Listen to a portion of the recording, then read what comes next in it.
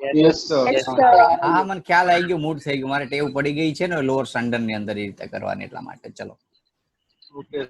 okay, now this is your first lectures of the chapter number 4, moving charge and magnetisms, right? ये ऐसा chapter है, देखो आप 3 chapter एक इलेक्ट्रिसिटी के रिगार्डिंग समझे, जिसके अंदर पूरी की पूरी इलेक्ट्रिसिटी, चार्ज मूव हो रहा है, इलेक्ट्रिक करंट जनरेट हो रहा है, इलेक्ट्रिक फ्लक्स, इलेक्ट्रिक फोर्स, ये सब कुछ सीखा। आपके माइंड के अंदर एक थीम सेट हो गई थी, एक कॉन्सेप्ट सेट हो गया था, वो था एक इलेक्ट्रॉन स्टेडी है, इलेक्ट्रॉन मूव कर रहा है। अब यहां से एक फिजिक्स का सेकंड पार्ट, यानी कि इस कॉन्सेप्ट का, यानी कि ऐसे समझ सकते हो, जब IITI लेवल पे आप पढ़ रहे होते तो कॉन्सेप्ट के बेस पे जाना होता है, तो उसी लेवल के बेस पे ये पूरा का पूरा न्यू टॉपिक स्टार्ट हो रहा है।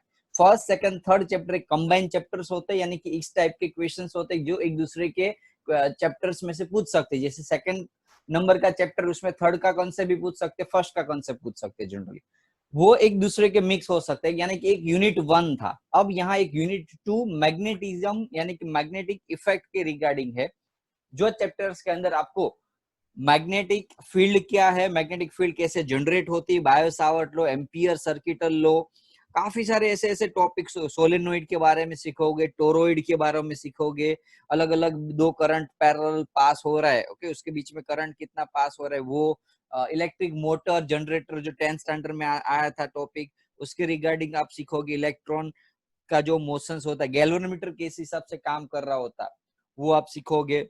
यानी कि बहुत सारे एक्स्ट्रा इंफॉर्मेशन जो प्रैक्टिकल बेस होती है, वो इस चैप्टर के अंदर सीखोगे। अब एक एनसीईआरटी का ड्रॉबैक ये है इस चैप्टर्स में, एक साइक्लोट्रॉन के बारे में सीखोगे, लेकिन वो टॉपिक वैसे अब सिलेबस से निकल गया, लेकिन फिर भी मैं समझा देता हूँ, अच्छा क्वेश्चन है, अच्छा टॉपिक है इसलिए।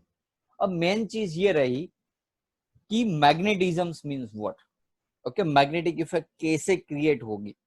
तो सबसे पहले आपको पता है कि इलेक्ट्रिसिटी एंड मैग्नेटिज्म है वो बहुत सालों पुराना, हमारे जो समझ लो कि 1-2 हजार साल पुराने जमाने में, जैसे यहाँ लिखा है वो 1819, ओके, तो उस टाइम पे, वैसे तो ये टॉपिक बहुत पुराना है, लेकिन जो रिसर्च हुआ, ऑस्टेड नाम के साइंटिस्ट ने सबसे पहले ये ऑब्जर्व किया था कि कोई भी इलेक्ट्रॉन जब मूव कर रहा है, कोई भी इलेक्ट्रॉन जब मूव कर रहा है, तो उसके आसपास एक फिक्स मैग्नेटिक फील्ड जनरेट हो रहा है। और वो ऑब्जर्व किया कुछ इस हिसाब से, उसने देखा कि जैसे मैं कोई एक मैग्नेट को, जैसे ही मैं कोई एक कंपास को एक मूविंग चार्ज, जिसके अंदर चार्ज मूव हो रहा है, उसके नजदीक रख रहा हूं, तो उसके अंदर जो मैग्नेटिक निडल्स है उसके अंदर डिफ्लेक्शन हो रहा है। वो डिफ्लेक्शन आपको पता है, मुझे भी पता है कि मैग्नेटिक फील्ड की वजह से हो रहा है। अब कोई भी, जैसे समझ लो कि ये मेरा एक करंट है, ओके, करंट पास हो रहा है एक वायर में से, मैंने क्या लगाया साइड के अंदर, कंपास लगाया, सॉरी मैं यहाँ ड्रॉ कर देता तो आपको थोड़ा इजी रहे समझाने में, ओके, एक वायर है, वायर में से करंट पास हो रहा था, मैंने बाजू में एक कंपास लगा दी, मैग्नेटिक कंपास, चेक किया तो वो मैग्नेटिक कंपास जब यहाँ से करंट पास हो रहा था, ओके, यहाँ से जैसे मैंने स्विच चालू की तो करंट पास हो रहा था, तो उसमें से क्या हुआ, ये मैग्नेटिक नीडल डिफ्लेक्ट हुई। अब वो टॉपिक यदि याद हो तो 9th-10th स्टैंडर्ड में आ गया, वो ऐसे बैटरी लगा देते थे, स्विच लगा देते थे, थोड़ी स्विच, ओके, एक ऐसे याद है सभी को, ये थियरी एक्सपेरिमेंट याद है सभी को। क्या होता था, जैसे यहाँ करंट पास होता था, आसपास के जो मैग्नेटिक नीडल है उसके अंदर डिफ्लेक्शन होता था। जैसे मैं ये टर्मिनल चेंज कर देता, जैसे ये पहले पॉजिटिव टू नेगेटिव टर्मिनल था, अब समझ लो कि टर्मिनल चेंज करके मैंने कुछ इस हिसाब से बना दिया, नेगेटिव पॉजिटिव, तो ये जो निडल्स है जो इस साइड मूव हो रहा था, अब वो निडल की डायरेक्शन चेंज हो गई। मीन्स व्हाट, जैसे जैसे करंट की डायरेक्शन चेंज हो रही है, जैसे ही ये मैग्नेट के ऊपर जो फोर्स लग रहा है, वो फोर्स की डायरेक्शन भी चेंज हो रही थी। अब वो तो ऑब्जर्व हो गया कि यहाँ जैसे करंट पास हो रहा है तो मैग्नेटिक निडल्स यानी कि मैग्नेट जो होता है वो डिफ्लेक्ट होता है, ये है मैग्नेट। लेकिन उसने ये भी चेक किया कि ये जो करंट पास हो रहा था उसमें यदि कोई एक पेपर जिसके अंदर चार्ज पड़ा हुआ है वो मैं मुक रहा हूँ, वो यहाँ साइड में रख रहा हूँ, करंट पास हो रहा है आई, तो क्या वो डिफ्लेक्ट होता है? यहाँ डिफ्लेक्ट हो रहा था, यहाँ डिफ्लेक्शन मिला नहीं। ऐसा तो क्या है कि वो जो फोर्स वो मैग्नेट के ऊपर लगा रहा है, ये वायर, वो फोर्स इस पेपर के ऊपर नहीं लगता। पेपर ने अभी चार्ज भी बोल सकते हो आप, ओके। पेपर एक ऑब्जेक्ट है, लेकिन मेन रीजन उसके अंदर जो चार्ज है उसका है, कि उसके अंदर जो चार्ज है उसके ऊपर ये फोर्स लग रहा नहीं था। याद रखो बच्चों, इंटरेस्टिंग चीज है, जैसे वो चार्ज स्टेडी रहा, स्टेडी यानी कि एक पोजीशन पे फिक्स था, तो इसके ऊपर कोई फोर्स नहीं लग रहा था, यहाँ फोर्स लग रहा था।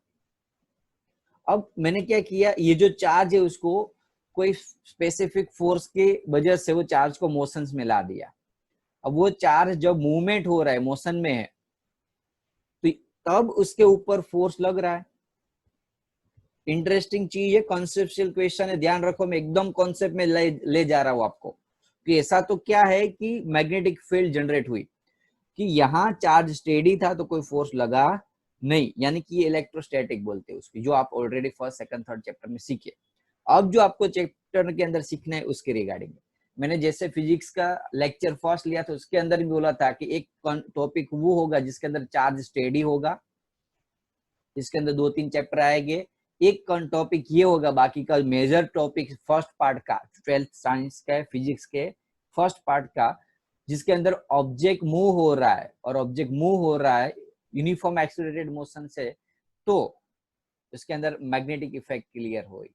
और वो मैग्नेटिक इफेक्ट के रिगार्डिंग 3-4 और चैप्टर है फर्स्ट पार्ट के अंदर, तो आपको ये कॉन्सेप्ट की रिगार्डिंग सब कुछ आपको इस चैप्टर में सीखना है। यहां इसने ऑब्जर्वेशन क्या किया कि चार्ज जब स्टेडी है तो उसके आसपास इलेक्ट्रिक फील्ड जनरेट हो रही है। ध्यान रखो बच्चों, चार्ज जब स्टेडी है तो उसके आसपास इलेक्ट्रिक फील्ड जनरेट हो रही है, और वो इलेक्ट्रिक फील्ड के ऊपर ये फोर्स नहीं लगा सकता। क्यों? जस्ट बिकॉज एक मैग्नेट जो होता है, वो मैग्नेट एक मैग्नेट के ऊपर ही फोर्स लगा सकता है।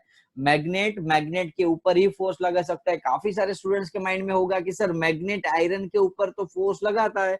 याद रखो बच्चों, यहाँ आयरन जो है वो टेम्पररी, जैसे मैं कोई मैग्नेट को आयरन के नजदीक ले जा रहा हूं, तो according to its ferromagnetic property, आप आगे के चैप्टर में सीखोगे कि वो मैग्नेट को जब आयरन के नजदीक ले जा रहा हूं, तब वो आयरन के अंदर के जो मोलिकुलर्स होते हैं उसकी प्रॉपर्टी कुछ मैग्नेट जैसी हो जाती, यानी कि आयरन टेम्पररी बेस पे मैग्नेट जैसा बन जाता है, और that's why the magnet will effect the force. Okay, they experience the force due to magnet. याद रखो, मैग्नेट आयरन के ऊपर फोर्स नहीं लगा रहा है। मैग्नेट एक आयरन जो है वो मैग्नेट के नजदीक ले जाने से एक स्पेसिफिक डिफरेंट प्रॉपर्टी में चला जाता है और टेम्पररी मैग्नेट बन जाता है, और इसीलिए मैग्नेट के ऊपर, वो आयरन के ऊपर फोर्स लगता है। यदि वो आयरन की प्रॉपर्टी ऐसी नहीं होती तो उसके ऊपर फोर्स नहीं लगा सकता। तो माइंड में अभी इतना ही होना चाहिए आपके माइंड में कि एक ऐसा मटेरियल है जो टेम्पररी मैग्नेट या परमानेंट मैग्नेट है, उसके ऊपर ही कोई एक मैग्नेट फोर्स लगा रहा है। यहाँ वही चीज थी, करंट पास हो रहा था, करंट पास हो रहा था, यानी कि मूविंग करंट, कोई भी ऑब्जेक्ट जो मोशन में है, मूविंग, ऐसा लिख सकता हूं, मूविंग चार्ज, कोई भी चार्ज, करंट का मीनिंग क्या? Moving charge. तो यहाँ मूविंग चार्ज था, वो जनरेट और क्रिएट, ऐसा भी लिख सकते हैं, generate the magnetic field around it. Moving charge generate the magnetic field around it. ये कॉन्सेप्ट को माइंड में डाल दो। ये करंट मूव हो रहा था, यानी कि मैग्नेट जैसी प्रॉपर्टी थी, इसलिए मैग्नेटिक नीडल रिफ्लेक्ट हुई, डिफ्लेक्ट हुई।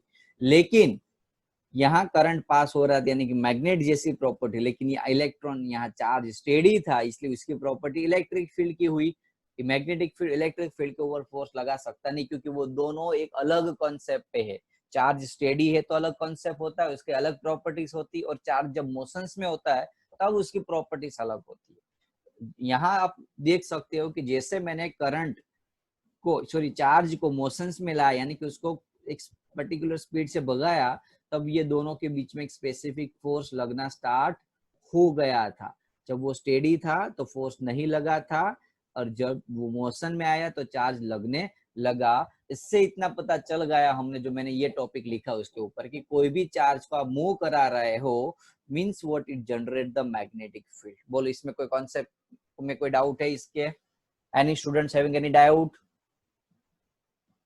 कॉन्सेप्ट क्लियर है सभी को?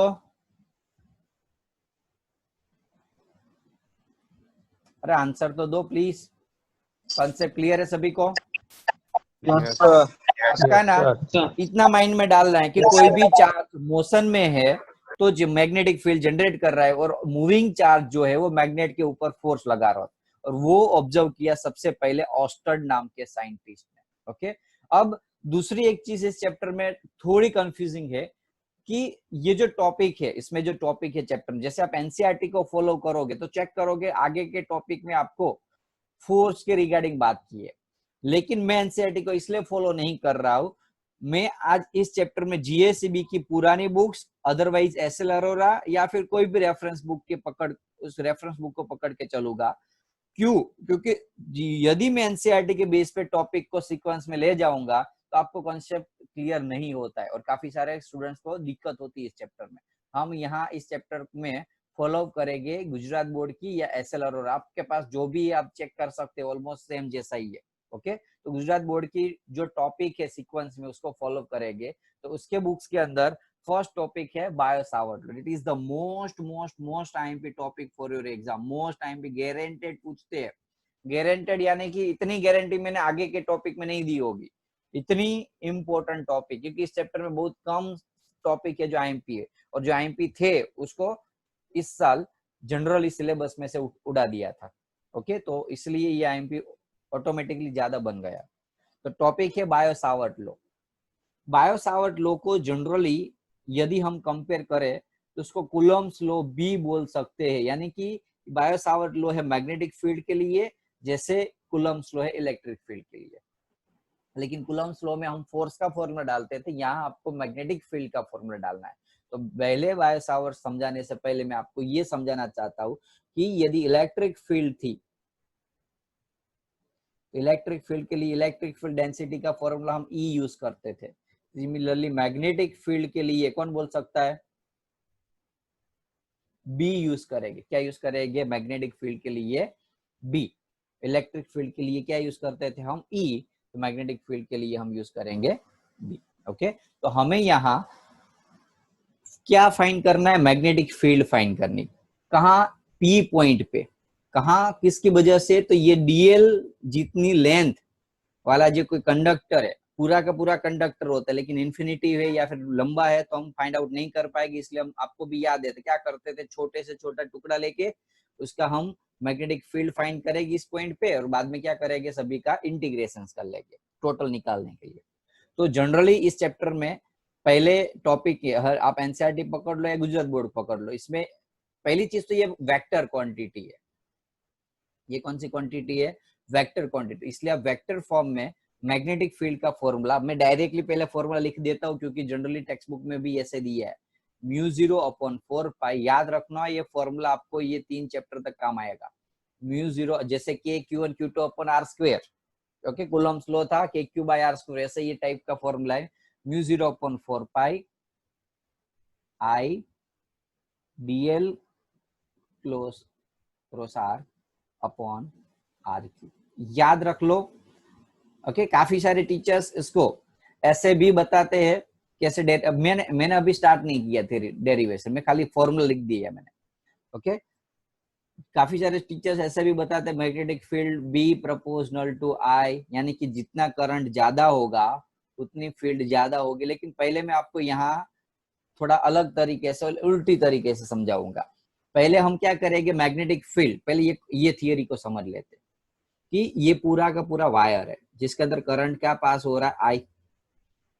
अब छोटे से छोटा टुकड़ा लेके उस छोटे से छोटे टुकड़ा का करंट की पोजीशन, यदि डायरेक्शन आई यहाँ है, आर पॉइंट पे, सॉरी आर डिस्टेंस पे, पी पॉइंट पे मैग्नेटिक फील्ड डीबी है, डीएल समझ लो उससे परपेंडिकुलर होगा। अभी मैं 3D में नहीं बता सकता, लेकिन आप समझ लो कि ये तीनों के तीन एक दूसरे से परपेंडिकुलर है। ओके, जैसे ऐसे समझ लो, ये क्रॉस नहीं है लेकिन ऊपर की डायरेक्शन में। थियरी समझ सकते हो कि नहीं आप? समझ रहे हो कि नहीं कैसे एक दूसरे के परपेंडिकुलर होते हैं? ओके, तो Yes, अभी मैं sir. लाइव होता तो मैं समझा देता कि कैसे हो, लेकिन यहाँ पॉसिबल नहीं, मैंने ट्राई कर रहा हूँ, लेकिन पेन ऊंचे ऊपर ले जा रहा हूँ तो वो छोड़ देती है कनेक्शन, इसलिए। लेकिन आप समझ लो कि एक दूसरे से परपेंडिकुलर है। अब यहाँ मैग्नेटिक फील्ड वेक्टर क्वांटिटी में, यदि मुझे स्केलर क्वांटिटी में लिखना है तो क्या लिखूंगा? कौन बोल सकता है? I dl r sine theta लिख सकता हूँ कि नहीं? Yes sir. आर Yes, और sir. यहाँ कट हुआ तो आर स्क्वायर बचा, mu 0 upon 4 pi I dl sine theta upon r square. ये आपको मैग्नेटिक फील्ड का फॉर्मूला मिला। आप बोलोगे सर डिराइव करना है कि नहीं करना? तो नहीं करना है, जनरली टेक्स्ट बुक में कहीं दिया नहीं है, लेकिन यदि स्कूल की एग्जाम में 4-5 मार्क्स में पूछ ले, यदि स्कूल के एग्जाम में 4-5 मार्क्स में पूछ ले, तो मैं आपको ऐसे सब बता सकता हूँ कि पहले क्या लिखना है, magnetic field B proportional to current I, यानी कि जितना करंट ज्यादा पास होता होगा इसके अंदर, करंट जो है जो पास हो रहा है करंट आई, वो जितना ज्यादा होगा उतना मैग्नेटिक फील्ड क्या होगा? स्ट्रॉन्ग होगा। Second, magnetic field dB, dB क्यों लिया है पता है ना? छोटे से छोटे एरिया है, एकदम छोटा एरिया है, इसकी मैग्नेटिक फील्ड हम फाइंड कर रहे हैं, इसलिए डीबी लिया है। पूरा का पूरा मैग्नेटिक फील्ड होता तो हम बी लेते। So DB proportional to DL, DL यानी कि ये जो हमने लेंथ ली छोटी, ये ओके। तो जितनी ज्यादा ये लंबा होगा, ये जो डार्क में कर रहा हूं, उतनी मैग्नेटिक फील्ड स्ट्रॉन्ग होगी। Third, db inversely proportional to r square, यानी कि जितना ज्यादा दूर जाओगे मैग्नेटिक फील्ड क्या होती जाएगी? उतनी वीक होती यानी कि कम होती जाएगी। आर डिस्टेंस जितना ज्यादा मैग्नेटिक फील्ड उतनी कम। ये समझ में आ रहा है? तो ऐसे भी काफी सारे टीचर्स यूज करते हैं, लेकिन मुझे नहीं लग रहा है कि आपको 4 मार्क्स में, सॉरी 5 मार्क्स में, 4 मार्क्स में पूछ सकते। ये 2 से 3 मार्क्स का टॉपिक पूछ सकते हैं बायो सावर में, 3 मार्क्स मैक्सिमम। लेकिन आप ये लिखो ना, उससे ज्यादा मैं आपको दूसरा एक्स्ट्रा लिखने को समझा सकूं, क्योंकि वो टेक्स्ट बुक में दिया होता है कंटेंट। जो टेक्स्ट बुक में कंटेंट होती है वो मैंडेटरी होती है, यानी कि कंपलसरी होती है, सॉरी। वो लिखोगे तो ज्यादा चांसेस है, इतना लंबा खींचने से कोई मीनिंग नहीं है। साइंस के अंदर मार्क्स लाना है तो एक माइंड में एक चीज डाल दो, जो साइंस के टीचर है, वो जो पेपर चेक कर रहे हैं, ओके, वो कोई 10th के टीचर नहीं है कि आप उसको अपने हिसाब से कुछ भी लिख के मार्क्स खींच सकते हो। वो एकदम टैलेंटेड टीचर होते हैं, एक्सपीरियंस टीचर होते हैं चेकिंग करने वाले। तो ऑलरेडी उसको पता चल ही जाएगा, आप रट्टा मार, सॉरी आपने गप्पे मारे होगे, थियरी को लंबा खींचा होगा, कुछ भी एक ही चीज वापस घुमा फिरा के लिखी होगी, तो उसको वो इंटरेस्ट नहीं होता आपके सिलेबस, सॉरी आपके कंटेंट में। उसको इंटरेस्ट होता है कि जो चीज इस थियरी के अंदर मेन चीज थी, मेन कंटेंट थी, क्या वो कंटेंट स्टूडेंट्स को पता है कि नहीं पता है। आपने चाहे 3 मार्क्स का क्वेश्चन है, ऐसा बड़ा लंबा कि आपको बड़ा कर दिया, दूसरी आगे की जो इंपॉर्टेंट कंटेंट थी वो लिखी नहीं, तो मार्क्स नहीं मिलेंगे। काफी सारे स्टूडेंट ऐसे बोलते सर मैं तो पेपर बहुत अच्छे से लिख के आया हूँ, 85 तो गारंटेड है, पता नहीं कैसे 60 आ गए। इसका मेन रीजन ये होता है। यहाँ साइंस के एग्जाम में, स्पेशली फिजिक्स की एग्जाम की बात कर रहा हूँ, तो आपको मैक्सिमम टू मैक्सिमम उस चैप्टर की, उस थियरी की कंटेंट को शो करना टीचर्स को, जो आपने लिखा है। ये चीज शो करोगे नहीं करोगे उससे कोई फर्क नहीं, क्योंकि उसको ऑलरेडी ये फॉर्मूला आपको आता है, ये फॉर्मूला आपने ऑलरेडी सही लिखा है। इसका मीनिंग ही यही है कि आपको ये पता है। तो आप उसको इंटरेस्ट क्या है कि भाई कुछ अलग दिखाओ मुझे आंसर के अंदर। 4 मार्क्स ऐसे में डायरेक्टली नहीं दे सकता उतनी कंटेंट को। तो मैं प्रीफर करता हूँ ऐसे आगे बढ़ाने, यानी कि कंटेंट में आगे मार्क्स खींचने के लिए 1-2 मार्क्स ज्यादा मिले, तो उसमें आप डायरेक्शन के बारे में बता दो थोड़ा। तो डायरेक्शन में ऐसे भी लिख सकते हो। फर्स्ट थिंग्स, पहले हम क्या करेंगे, आपको पता है कि मैंने यहाँ लिखा था dl cross r, dl cross r. इसका मीनिंग क्या है? मैग्नेटिक फील्ड की जो डायरेक्शन होगी, याद रखो बच्चों, मैग्नेटिक फील्ड की जो डायरेक्शन होगी, ये इसका मीनिंग कौन बोल सकते हैं? यदि वेक्टर क्वांटिटी सभी को आ रहा है, आई होप 11th में सीखे हो तो पता होगा इसका मीनिंग क्या है। कौन बोल सकता है? डीबी का फॉर्मूला मैंने लिखा था, याद हो तो, mu 0 upon 4 pi I dl close r, एक मिनट अपॉन आर क्यूब। अब मुझे मैग्नेटिक फील्ड की डायरेक्शन फाइंड करनी, इसमें वेक्टर क्वांटिटी 2 ही है, डीएल और आर। तो क्या मुझे डीएल क्रॉस आर की जो डायरेक्शन होगी उससे मैग्नेटिक फील्ड की डायरेक्शन पता चल सकती है? और चल सकती है तो कैसे चल सकती है? Have any students idea? कुछ भी माइंड में हो थोड़ा यूजफुल करो, क्योंकि आप ये चैप्टर रट्टा मार के नहीं कर पाओगे। ओके, इसमें समझ नहीं पड़ेगा। फिर ट्राई तो करो यार कोई स्टूडेंट प्लीज। डायरेक्शन सेम होता ડીએલ ક્રોસ આર ની ડાયરેક્શન, ડીએલ અને આર નથી, અહીંયા ધ્યાન રાખો, અહીંયા ડીએલ ક્રોસ આર है। डीएल आर साइन थीटा ની डायरेक्शन सर। ओके, बी की डायरेक्शन क्या होगी? डीबी की डायरेक्शन इसकी डायरेक्शन में होगा, ऐसा है? है सर। नहीं नहीं नहीं Yes, नहीं sir. नहीं नहीं नहीं नहीं नहीं नहीं, यहाँ ध्यान दो, ये आप माइंड के अंदर आप वेक्टर या तो रॉन्ग सीखे हो या भूल गए हो। पहली चीज मैंने ऐसा लिखा आई क्रॉस जे क्या होता है? के के अब बताओ चलो इसका मीनिंग क्या हुआ? आई क्रॉस जे की डायरेक्शन और के की डायरेक्शन में क्या रिलेशन है? ऑपोजिट डायरेक्शन दोनों में वेरी से। नहीं, ऑपोजिट भी नहीं, परपेंडिकुलर डायरेक्शन। समझ लो आई यहाँ है, जे यहाँ है, समझो आई डायरेक्शन जे, तो आई क्रॉस जे की डायरेक्शन मुझे कहाँ मिलेगी? ऊपर मिलेगी कि नहीं?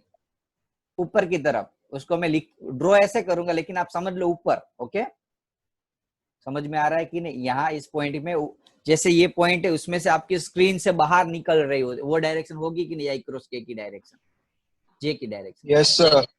Yes, sir. तो कौन, यानी कि ये दोनों को परपेंडिकुलर, और उसको यानी कि यहाँ से आपके मोबाइल स्क्रीन से बाहर निकल रही लाइन, तो क्या उसको मैं के नहीं बोल सकता?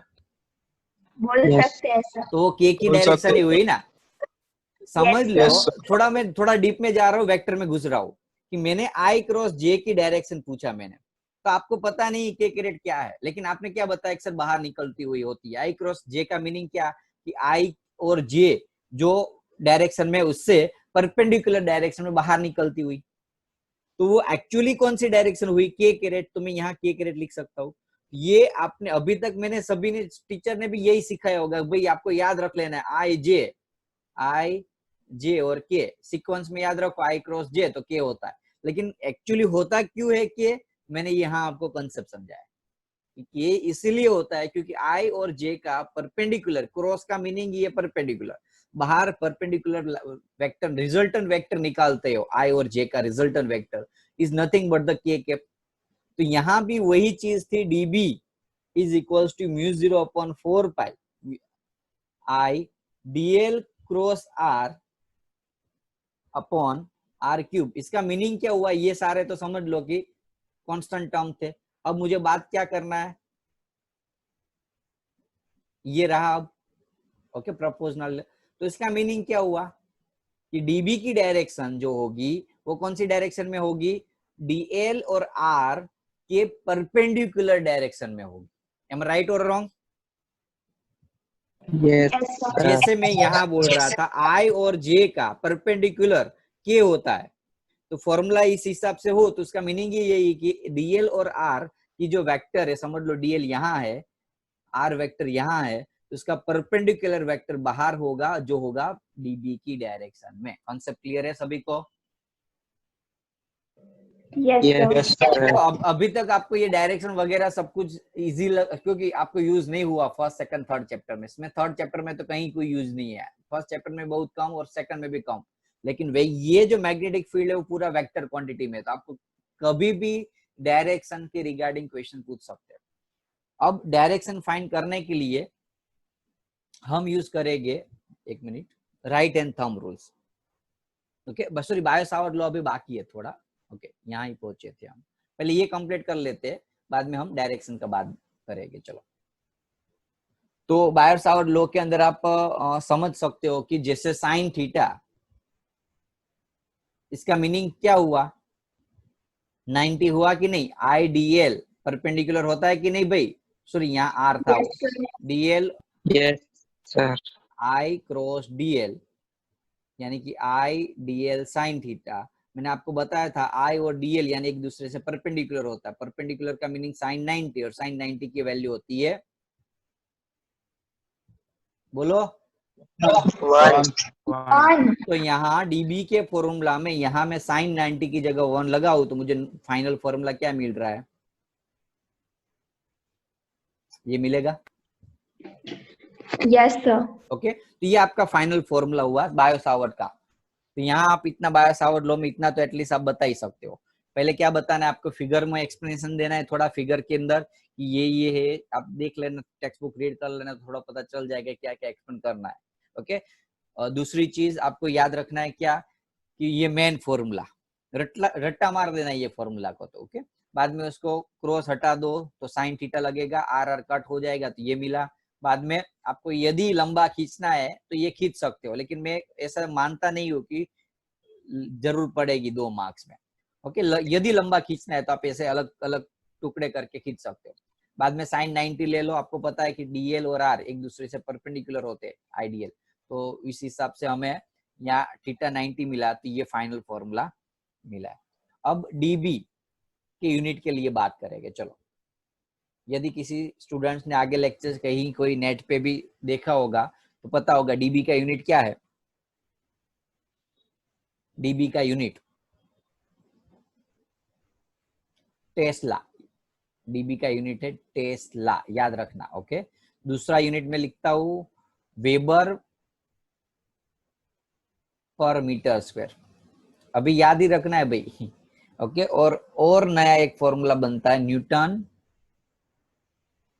Ampere into metre. अब देखो पावर का यूनिट क्या है, वॉट है। वॉट कैसा है उससे हमें लेना देना नहीं, क्योंकि मैं जनरली फॉर्मूला है जो टेस्ला नाम के साइंटिस्ट ने फाइंड किया था, लेकिन ये डिराइव फॉर्मूला है, सॉरी यूनिट है। तो डिराइव यूनिट कैसा है, तो वेबर किसका यूनिट है पता है किसी को, मैग्नेटिक फ्लक्स का, मैग्नेटिक फ्लक्स का यूनिट है वेबर। तो आपको यदि याद हो तो इलेक्ट्रिक फ्लक्स का फॉर्मूला क्या था, इलेक्ट्रिक फ्लक्स का flux phi is equal to E into A था जनरल फॉर्मूला। अभी साइन थीटा कोस थीटा हटा दो, तो ये इलेक्ट्रिक फील्ड का फॉर्मूला था, इलेक्ट्रिक फ्लक्स का। वैसे मैग्नेटिक फ्लक्स का फॉर्मूला क्या बनेगा, बी इंटू ए होगा। हमने क्या बताया था कि इलेक्ट्रिक फील्ड की जगह इस चैप्टर में आपको सब कुछ मैग्नेटिक फील्ड में बी लिखना है, मैग्नेटिक, बाकी सब कुछ सेम ही है। आपको क्या करना है, कंपेरिजन करना है आगे के चैप्टर में। तीनों के 3 चैप्टर जो आगे आप सीखे हो ना, सेम टू सेम चैप्टर ये मैग्नेटिक फील्ड के अंदर होंगे, कंसेप्ट भी यही, फॉर्मूला भी यही होते हैं, खाली अल्फाबेट चेंज होते हैं। तो यहाँ हम बात करेंगे मैग्नेटिक फ्लक्स की। तो यदि यहाँ कंपेयर करूं तो मैग्नेटिक फ्लक्स का यूनिट क्या था, मैंने बताया था वेबर, सॉरी मैग्नेटिक फ्लक्स का वेबर, एरिया का मीटर स्क्वायर। तो मैग्नेटिक फील्ड बी को, यदि हम बी की ही बात कर रहे हैं ना यहाँ, तो बी को मेन बना लो, B is equal to weber पर मीटर स्क्वायर। मिला कि नहीं, देखो मिल गया सर, मिल गया। वैसे ये जो है वो ये फॉर्मूला से बना, कौन सा ये, okay, newton upon ampere into metre. Okay, derivation आगे आएगा, टेंशन लेने की जरूरत नहीं है, लेकिन अभी याद रख लो ये। बोलो इसमें डाउट है किसी को, मोस्ट आईएमपी टॉपिक अभी मैंने समझाया, बायो सावर्ट लो। पहले लिखना क्या है आपको, स्टेप टू स्टेप जाओ, आपका पूरा का पूरा मैं बता देता हूँ। फर्स्ट स्टेप में आपको ये फिगर समझा देनी है, ये पॉइंट लेना है छोटा सा dl, r point theta angle से पी पॉइंट पे मैग्नेटिक फील्ड डीबी फाइंड करनी है, जिसका फॉर्मूला क्या था बोलो, याद है तो बोलो चलो, mu zero upon 4 pi into I in bracket dl cross r, cos r upon sorry sine theta अभी नहीं आएगा, अपॉन आर cube। ये वेक्टर फॉर्म में है, ये वेक्टर फॉर्म है। स्केलर फॉर्म में हमने क्या लाया formula, final formula dl mu not by 4 pi I dl sin theta r square, I dl upon r square, final formula sine theta हटा के साइन 90 लगा के। यूनिट क्या लिखा हमने, टेस्ला, वेबर पर मीटर स्क्वायर, न्यूटन पर एम्पियर इंटू मीटर। क्लियर है। इतनी इंफॉर्मेशन आपको बायो सावर्ट के अंदर दिखेगे ना, कोई भी टीचर्स गारंटेड फुल मार्क्स मिल जाएंगे। ओके, तो थोड़ा आप ध्यान दो, क्योंकि जनरली स्टूडेंट्स क्या करते हैं, कैसे लिखना होता है वही नहीं पता होता है। ओके, अब हम डायरेक्शन के लिए बात करेंगे, डायरेक्शन कैसे फाइंड करते हैं। थोड़ा कॉम्प्लिकेटेड है समझाना, क्योंकि ये लाइव लेक्चर्स के अंदर ऐसे नेट के ऊपर तुम्हें नहीं समझा जा सकता, लेकिन ट्राई करो कि समझ लो। ध्यान रखो स्टूडेंट्स, थोड़ा कॉम्प्लिकेटेड है लेकिन थोड़ा ट्राई करो प्लीज। 1 मिनट, मैंने कहीं है ना फिगर बनाई थी आपको समझाने के लिए, कहाँ थी, ओके ये, क्योंकि ये मैं भूल, थोड़ा जल्दी था तो वो फिगर अभी कॉपी पेस्ट नहीं कर पाया आपको। देखो यहाँ करंट पास हो रहा है ऐसे। अभी ये फिगर भूल जाओ, करंट ऐसे पास हो रहा है। ओके, पी यहां पॉइंट है, right hand screw rule use करना है। कौन सा? राइट हैंड स्क्रू रूल्स, या फिर राइट हैंड रूल भी काफी बार बोल देते हैं उसको। स्क्रू रूल्स भूल जाओ तो राइट हैंड बोल दो। कैसे करना है आपको, यहां ध्यान दो बेटा। आपको एक पेन लो आपके हाथ में, चलो उस पेन को, ये जो लाइन मैंने ड्रॉ की है ना, ये लाइन यहां रखो अपने राइट हैंड में। थोड़ा प्रैक्टिकली समझो। राइट हैंड में पेन पकड़ो, थंब। ओके, अब क्या करना है आपको, एक काम करो, मैं वीडियो चालू करता हूं, चलो थोड़ा समझाने में इजी रहेगा। दिख रहा है? चेक करो तो, दिख रहा है? अब राइट हैंड में, ओके, अब आपका जो राइट हैंड है, आपका जो राइट हैंड है, सॉरी, उस जो पेन पकड़ी हुई है, थंब है, उसको करंट की डायरेक्शन में रखो। करंट एकदम नजीक स्क्रीन के पास ले जाओ, करंट की डायरेक्शन में ऐसे रखा तो करंट ऊपर जा रहा है, तो थंब आपका ऊपर है, देखो थंब ऊपर है आपका। ओके, ऊपर जा रहा है। अब आपकी जो फिंगर है ना, वो कहाँ जा रही है? नीचे जा रही है कि ऊपर जा रही है? वो चेक करो, बोलो कौन सी डायरेक्शन में जा रही है। पी पॉइंट पे आपकी फिंगर रखो, पी पॉइंट जहां है वहां उस साइड फिंगर रखो। थंब आपका करंट आई जो ड्रॉ किया हुआ है इस लाइन के ऊपर रखो और चेक करो आपकी फिंगर ऊपर जा रही है कि नीचे जा रही है। Give me answer, give me answer. नीचे जा रही है सर। नीचे सिंपल चीज मीन्स व्हाट, इस पॉइंट पे directions of magnetic field is inward, यानी कि इनसाइड भी बोल सकते, इनवर्ड भी बोल सकते। क्लियर है? क्लियर है यस कि सर। नहीं? Yes sir. अब हम क्या करेंगे, एक मिनट, क्यों नहीं लिख रहा हूं मैं, सॉरी। अब करंट की डायरेक्शन चेंज कर देते हम और पी पॉइंट यहां रख देते। अब आपको थंब कहां रखना है? थंब नीचे रखना है। अब थंब नीचे, पेन नीचे करो ऐसा, और पी पॉइंट पे आपकी पी साइड, पी जहां पी पॉइंट है उस साइड आपकी बाकी की फिंगर रखो और चेक करो कहां जा रही है वो फिंगर की डायरेक्शन। Give me answer. आपका थंब है वो ऐसे नीचे की Upwards. तरफ, very good, upward side, outward. यानी कि आउटवर्ड भी बोल सकते। ओके, दूसरा एक और करते हैं, एकदम मगज में डाल देना ये क्लियर थियरी को। पॉइंट पी ऊपर है, अब यहां पी रख देते हैं, ये बाकी के इरेज कर देता हूं मैं। अब चेक करो, अब क्या करना है आपको, थंब तो ऊपर ही रखना है, लेकिन आपकी जो फिंगर है ना, पी जिस साइड है ना वहां ले जाओ घुमा के, और चेक करो पी पॉइंट पे आपके फिंगर Outward. की डायरेक्शन। तो करंट आई Outward. ऐसे पास हो रहा है, ये डीएल है, और यहाँ इस पॉइंट पे आपको मैग्नेटिक फील्ड बी की डायरेक्शन मिलेगी आउटवर्ड डायरेक्शन में। पे क्लियर है सभी को? ये भूल जाओ, क्योंकि ये Yes, है ना, sir. ये आपको कंफ्यूजन जनरेट करेगा। ये थोड़ा इजी रहेगा, क्योंकि आपको एग्जाम में ऐसा पूरा का पूरा राउंड नहीं दिखाएगा, आपको एग्जाम में खाली कोई एक ही लाइन देने वाले, तो तब आप कंफ्यूज हो ना जाओ, इसलिए आपको इस मेथड से मैंने समझा दिया है। बोलो कोई डाउट है किसी को डायरेक्शन ढूंढने में?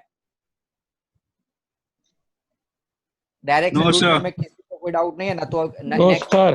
कोई बात है। अब नेक्स्ट टॉपिक पे आगे बढ़ते हैं हम। नेक्स्ट टॉपिक पे, वो भी सबसे आईएमपी क्वेश्चन, आज 2 आईएमपी क्वेश्चन है। अब होमवर्क आपको हर रोज जो भी 2 टॉपिक चले आज से, वो कंपलसरी 3 टाइम्स करके उसकी पीडीएफ फाइल असाइनमेंट सॉफ्टवेयर के अंदर अपलोड कर देने, कंपलसरी है हर एक स्टूडेंट्स के लिए। 3 टाइम्स हर एक थियरी को, क्योंकि इस चैप्टर में थियरी मोस्ट आईएमपी होती है, 3-4 थियरी एकदम आईएमपी, इसमें से ये 2 है। तो थोड़ा टाइम लेट हो रहा है। ओके, तो ट्राई करता हूँ, चलो 5-10 मिनट 10 मिनट के अंदर एक्सप्लेन करने का, क्योंकि ये एक्सप्लेनेशन पूरा में डेरिवेशन टाइप का ये कुछ क्या फाइंड करना है, मैग्नेटिक फील्ड फाइंड करनी। कहाँ? On the axis of the circular ring carrying current. जैसे याद हो तो वो डाइपोल वाला पॉइंट था, याद है? ऐसी फिगर दिख रही है आपको। सेकंड फर्स्ट नंबर के चैप्टर में डाइपोल वाला थियरी याद करो, है इस टाइप की फिगर कुछ? यस तो मैंने Yes sir, इस टाइप मतलब की है। अभी मैं फिगर बनाने में ज्यादा टाइम नहीं वेस्ट करूंगा। ये पूरा की पूरी रिंग है, सर्कुलर रिंग है। उस सर्कुलर रिंग की मैग्नेटिक सर्कुलर रिंग के लिए इस पी पॉइंट के ऊपर मैग्नेटिक फील्ड फाइंड करनी है। अब मैं क्या करूंगा, छोटा सा एक पॉइंट ले लूंगा दोनों साइड पे, एक साइड यहाँ और एक साइड यहाँ। क्यों? क्योंकि हर एक डायरेक्शन में डायरेक्शन चेंज होती रहती है हर एक जगह पे। यहाँ करंट की डायरेक्शन क्या है, नीचे है। देखो यहाँ करंट की डायरेक्शन नीचे है। इस पॉइंट पे मैग्नेटिक फील्ड कहाँ मिलेगी, आउटवर्ड मिलेगी कि इनवर्ड मिलेगी? चेक करो।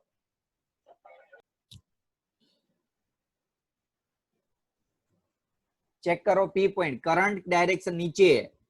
आपकी जो पेन है वो नीचे रख देनी है, थंब नीचे रखना है। और पी साइड सारी आउटवर्ड। Very good. तो Outward, यहाँ आउटवर्ड मिलेगी, वेरी गुड। इस पॉइंट पे अब करंट ऊपर जा रहा है, inward, મને ખબર જ હતી યાર। ચેક તો કરો યાર, રાખો તો ખરા મોબાઈલ, સોરી મોબાઈલ પેન તો પેન રાખીને ચેક કરો શું આવે છે યાર। આઉટવર્ડ સર, સિમ્પલ ચીજ શું આવશે, શું આવશે? આઉટવર્ડ ના આવે યાર, ચેક કરો ફરીથી, जावे, ઇનવર્ડ જ આવશે। ओके ઇનવર્ડ જ આવે। ओके चलो, अब हमें इस डायरेक्शन की यहाँ वैसे बात नहीं करनी है थियरी के अंदर, लेकिन मैंने जस्ट प्रैक्टिस करने के लिए समझा दिया। अब मुझे फाइंड करना है मैग्नेटिक फील्ड। छोटा सा एरिया लिया, छोटा सा लेंथ लिया, तो छोटी सी मैग्नेटिक फील्ड भी मिलेगी डीबी। डीबी का फॉर्मूला था, याद हो तो किसी को बोल सकते हो, म्यू 0/4 पाई। बोलो बोलो जल्दी। into I in bracket dl vector cross r vector upon r cube. अभी मैं ऐसा लिख सकता हूँ टेम्पररी के लिए, Yes sir, लिख सकता हूँ तो आप बोल दो प्लीज। yes sir, साइन 90 है, साइन 90 हटा देते हैं तो फाइनल फॉर्मूला तो यही बनेगा, छोटा सा। yes, ओके अब हम बात करेंगे फाइनली मैग्नेटिक फील्ड की डायरेक्शन की। अब यहाँ यदि ये डायरेक्शन ऐसे है, थोड़े यहाँ ऐसे क्रॉस में ले गए, लेकिन आप स्ट्रेट ही समझना, एक cos थीटा और एक sin थीटा, दो भाग हो गए कि नहीं? देखो यदि दिख रहा है ना आपको फिगर, तो yes sir, तो db cos theta db sin theta, ये भाग जो ये मैग्नेटिक फील्ड थी उसके मिले दो पार्ट, दो पोर्शन। सिमिलरली ये साइड वाले जो भाग है उसके मैग्नेटिक फील्ड के दो पार्ट्स मिले, db sin थीटा और db cos थीटा, मिला कि नहीं? तो यहाँ आपको दो मिले, एक और दो, इसलिए दोनों ऊपर और नीचे लिखा हुआ है। ओके, यहाँ db sin theta db sin theta एक दूसरे की इफेक्ट को कैंसिल कर सकता है, yes sir, तो इसकी इफेक्ट तो हो जाएगी कैंसिल। मैं थोड़ा डिटेल में इसलिए नहीं जा रहा हूँ कि एक और मुझे लेक्चर भी है, और ये इस टाइप की थियरी ऑलरेडी फर्स्ट चैप्टर में सीख चुके हैं। अब मुझे तो खाली कौन सा भाग फाइंड करना, कौन सा कंपोनेंट फाइंड करना होगा इसके अंदर? cos theta, वेरी गुड, हमें खाली कंपोनेंट cos थीटा फाइंड करना है। तो मैं actual magnetic field db is equal to db cos theta ही फाइंड करूंगा, क्योंकि db sin थीटा तो जीरो आ जाएगा, एक दूसरे की इफेक्ट कैंसिल हो रही है, cos फाई। फिर समझ में आ रहा है कि नहीं? तो मुझे खाली फाइंड करना db cos फाई। अब थोड़ा फिगर के अंदर चले जाते हैं। ये फाई है, यदि दिख रहा है तो, दिख रहा है सभी को? yes, सर, ये फाई है। यस सर, इसको हम a लिखे, इसको हम x लिखे, और लिखते नहीं है ऑलरेडी है ही, लेकिन आपको दिखे नहीं इसलिए मैं बोल रहा हूँ। और यहाँ हम r लिखे, तो बोलो cos phi is equal to क्या होगा? cos phi is equal to A/R, very good, a upon r, very good. A/R, तो db की जगह तो already mu 0/4 pi I dl upon r square into cos phi की जगह क्या लिख सकता हूँ मैं? a upon r, a by r, a upon r, very good. Okay, अब ये मुझे मैग्नेटिक फील्ड मिली खाली dl जितने कंपोनेंट की। मुझे तो फाइंड करनी है टोटल पूरी रिंग की, तो रिंग के लिए मैं क्या करूंगा, इंटीग्रेशन कर दूंगा। लेकिन ये सर्कुलर इंटीग्रेशन यदि आया है तो याद होगा मैथ्स वाले स्टूडेंट्स, अभी नहीं आया होगा शायद सर्कुलर इंटीग्रेशन। तो सर्कुलर इंटीग्रेशन करेंगे हम ये पूरे कम वैल्यू का, आई dl a upon r cube. अब इसमें से वेरिएबल कौन सा है, कौन बोल पाएगा? चलो इसमें से वेरिएबल कौन सा है? R नहीं, डीएल। DL सिंपल वेरिएबल यानी कि क्या, जिस भाग को हमने छोटा सा एज्यूम किया है डीएल, अब मुझे इंटीग्रेशन किसका करना है? लेंथ का करना है, तो लेंथ वेरिएबल हुई ना यहाँ। क्लियर है? तो बाकी सारी वैल्यू क्या हुई? तो कांस्टेंट हुई, तो उसको निकाल देते, तो उसको Constant. बाहर निकाल देते। आई ए अपॉन आर क्यू, अंदर क्या बचा? खाली डीएल। DL. डीएल बचा कि नहीं? अब बोलो यहाँ फिगर में यदि आप दिख रहे हो तो r is equals to r, ये a और ये x है, तो r square is equals to a square plus x square लिख सकता हूँ मैथ से पूरा। Yes sir. Yes, r is equals to a square x square की 1/2 लिख सकता हूँ। ये कौन है यार, किसको अड़कवाया हो गया? चलो लिख सकता हूँ कि नहीं? Yes sir. ओके, अब हम करेंगे आर की जगह वैल्यू इनपुट कर देंगे, क्योंकि आर तो वेरिएबल जनरली हम अलग अलग पॉइंट पे लिख सकते हैं, इसलिए आर की जगह क्या लिख सकते हैं? बोलो, r is equals to a square plus x square की 1/2 है, तो r cube is equals to, यहाँ क्यूब लग जाएगा 3/2 होगा कि नहीं? Yes sir. तो Yes, अपॉन sir. में R cube is equals to मैंने लिखा A square plus x square plus 3/2। अब इंटीग्रेशन ऑफ डीएल, डीएल इतना था एकदम छोटा सा, इंटीग्रेशन ऑफ डीएल का यानी कि ऐसे छोटे छोटे छोटे छोटे पार्ट्स पूरी सर्कुलर रिंग के लिए करेंगे। ये पूरे सर्कुलर रिंग की लेंथ कितनी होगी? तो सर्कुलर रिंग की लेंथ यानी कि उसका सरकमफ्रेंस, और सरकमफ्रेंस का फॉर्मूला है 2 पाई, रेडियस यहाँ हम ए लेते हैं तो 2 पाई ए होगा कि नहीं? Yes sir. तो रेडियस यदि ए है इस सर्कुलर रिंग की, अभी भले दिख नहीं रही है सर्कुलर लेकिन एक्चुअल में सर्कुलर ही है, तो मैं इंटीग्रेशन ऑफ डीएल की जगह 2 पाई ए लिख सकता हूँ, सरकमफ्रेंस का फॉर्मूला। Yes. अब यहां से ये डिस्टेंस जिसको हम एक्स बोलते थे, याद हो तो देखो, ये पी पॉइंट है, पी पॉइंट सेंटर से एक्स डिस्टेंस पे था पी पॉइंट। यदि पी पॉइंट यहां सेंटर में लू तो क्या होता आंसर? एक्स की वैल्यू क्या होती बोलो? 0. 0। Very X good. plus यहाँ X. सेंटर से पी पॉइंट पे डिस्टेंस एक्स था, तो मैं सेंटर पे ही पी पॉइंट ले लेता तो एक्स तो होता ही नहीं, क्योंकि डिस्टेंस तो 0 होता। तो मैं यहाँ एज ए सेंटर के लिए final formula for point at the centre x is equal to 0 लगा दूं, तो टोटल मैग्नेटिक फील्ड में x की जगह मैंने लगाया 0, तो खाली एक क्यूब बचेगा। देखो x चला जाएगा, Yes sir. ना पता Yes, चले sir. तो ऐसे भी लिख देगा। Yes, sir. ओके देख लो, 0 लिख दिया ना सर पता चल गया। ओके 2 Yes, पाई sir. ए। Yes, sir. अब a स्क्वेयर था तो स्क्वेयर स्क्वेयर यहाँ कट हुआ, तो खाली एक क्यूब बचा।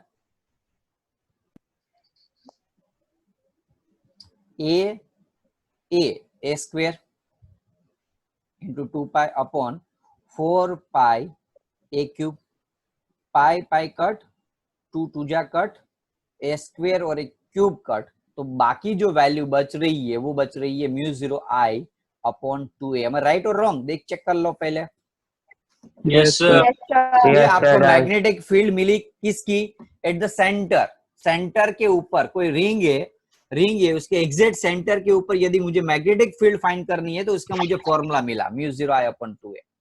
अब ये तो एक ही रिंग थी, ऐसे बहुत सारे रिंग होती तो जिसके n नंबर ऑफ टर्न, तो 4 n टर्न, यदि एक रिंग नहीं होती और बहुत सारी रिंग होती, n रिंग होती, तो टोटल मैग्नेटिक फील्ड में हम क्या करेंगे? म्यू 0 n आई। n बीच में लिखने का रीजन ये है कि उसको मैं प्रोनाउंस ऐसे करता हूं, मुनी, म्यू n आई, मुनी मुनी। ओके, जनरली ये इजी रहता है। भाई समझ में आ रहा है ना सभी को? Yes Yes sir. sir. ये आपको Yes, sir. फाइनल फॉर्मूला मिला magnetic field of ring having the n turn eight the centre. Okay, देख चेक कर लो थोड़ा। ओके, पूरा मैथ्स है, बायो वाले को थोड़ी दिक्कत हो सकती है, बाकी मैथ्स वाले तो आराम से इक्वेशन कर सकते हैं। Yes sir.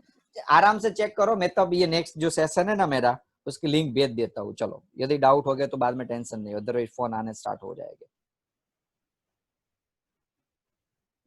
आराम से देखो, वन बाय वन। क्लियर है। क्या क्लियर? एक स्टेप भी नहीं देखा होगा इतने टाइम में तो। ना देखो तो कोई बात नहीं, लेकिन एटलीस्ट दो तीन मिनट लो तो खरो, तो मुझे तो एटलीस्ट ऐसा लगे अपने संतोष के लिए कि भाई आपने देख लिया।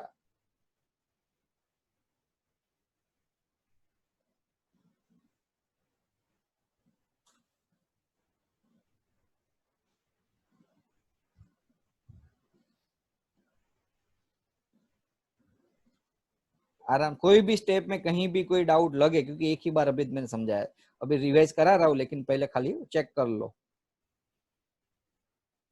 लिंक खाली मैं बना दूं।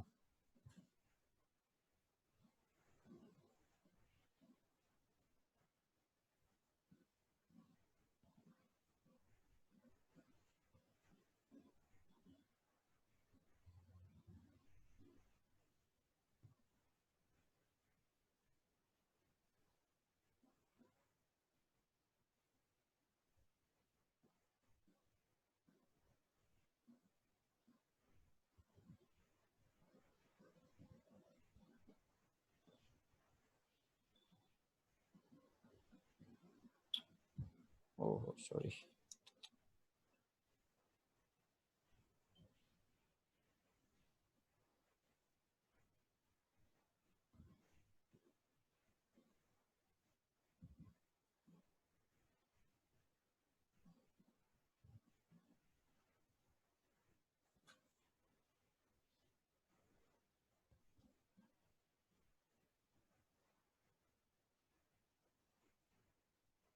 ओके, जो अब स्टार्टिंग से मैं बात कर रहा हूँ, कहां से कहां गए हम। पहले तो हमने क्या किया, फिगर चेक करो, फिगर क्लियर है। बाद में मैंने मैग्नेटिक फील्ड का फॉर्मूला लगाया, सॉरी,